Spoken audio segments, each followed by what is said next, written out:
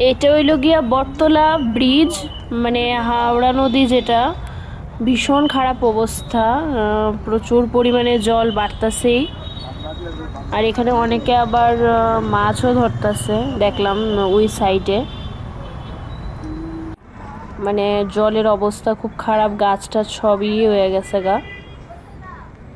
নদীর পাড়ের বাড়িগুলোর অবস্থা খুব খারাপ, মানে জল কমার কোনো নামই নাই, মানে সত্যি। এরপরে বটতলা শ্মশানের দেখো খুব খারাপ অবস্থা, বটতলা শ্মশান পুরাই জলে ডুববা গেছে গা। মানে কি কমু,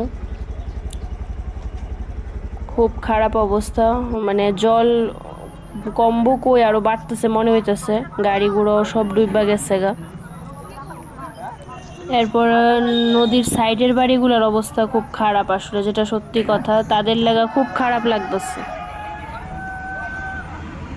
কালকে এই জায়গার মধ্যেই আমরা গেছিলাম, তো আমরা হাঁটতে পারছিলাম, কিন্তু আজকে আবার জলের অবস্থা আবার বাইরে গেছে গা জল।